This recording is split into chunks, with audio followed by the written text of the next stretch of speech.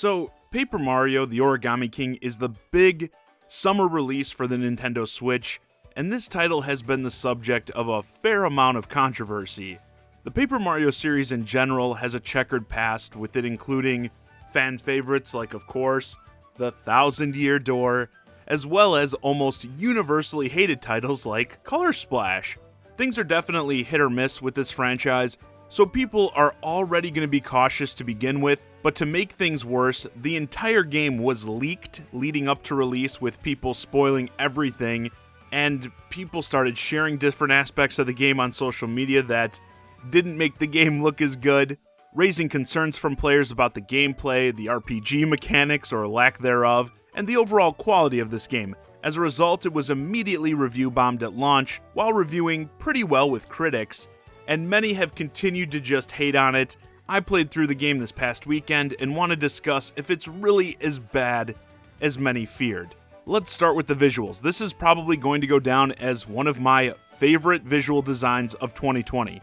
To be fair, I'm always a sucker for these crafted looks, whether it be other Paper Mario games or like the more recent Yoshi games.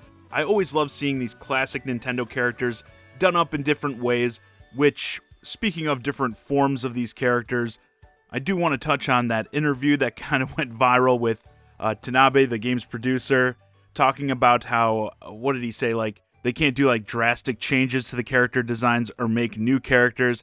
I thought this was totally stupid. Honestly, sounds like an excuse to be lazy to me. With the way Origami King is structured and you have the classic versions of these characters, again, getting folded, I think it makes sense to only have, your standard versions of these characters and then their folded versions. You also get like these big giant paper mache versions as well. So even though I don't like the logic that came out of that interview, in terms of Paper Mario: The Origami King, I think the designs of most of the characters is totally fine. But the highlights for me here are definitely the environments. Tons of gorgeous, varied locations to adventure through. Each time I entered a new area, I was blown away. This confetti effect, if you're not aware, whenever you defeat an enemy, smash an object, etc., confetti explodes out of it, and then you gather that up and throw confetti on gaps and holes in the world to fix them. Just so colorful and vibrant. Throwing the confetti around never gets old at any point. Yeah, I absolutely love the visuals of this game. The only visual aspect I'd complain about, as many memed on after the game leaked, is some of these boss designs. You've essentially got two types of bosses. There are these elementals that you defeat to acquire new elemental powers, which I think look awesome.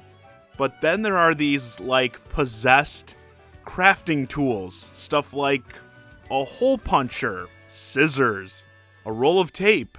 I get what they were going for thematically and how this ties to the story, but they could have done more work to make these household objects look more unique and interesting. I mean, seriously, it just comes off like someone was picking up things around their office going, okay, this is going to be a boss, this is going to be a boss.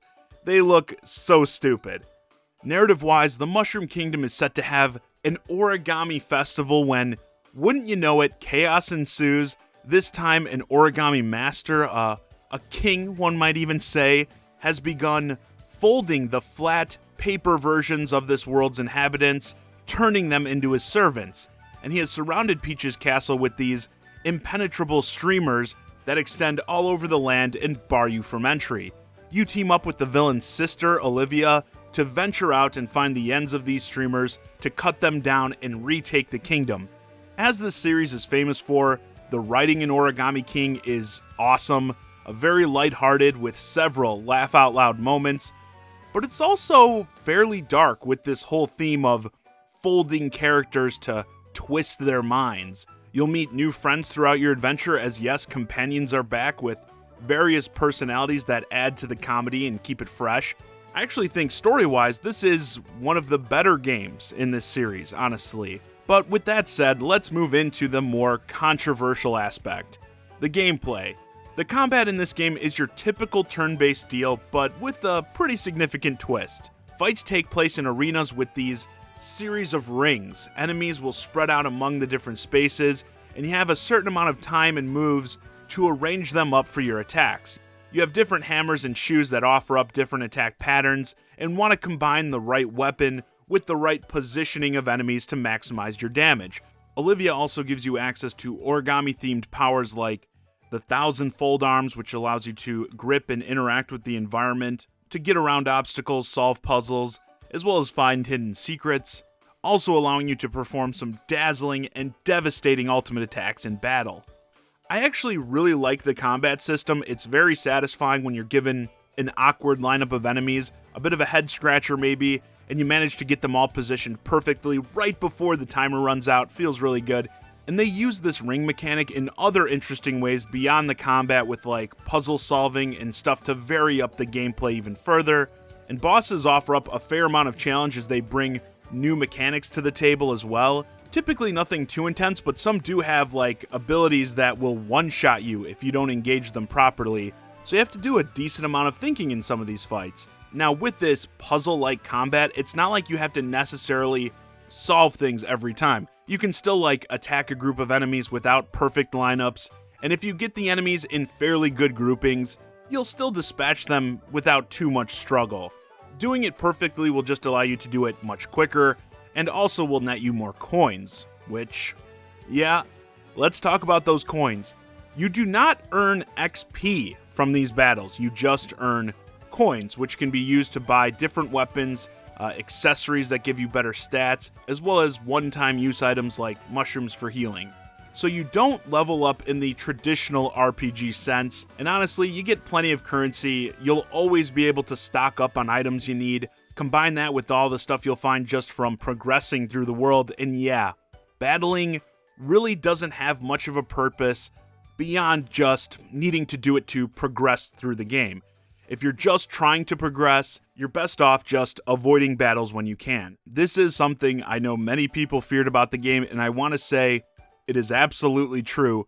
But here's the thing.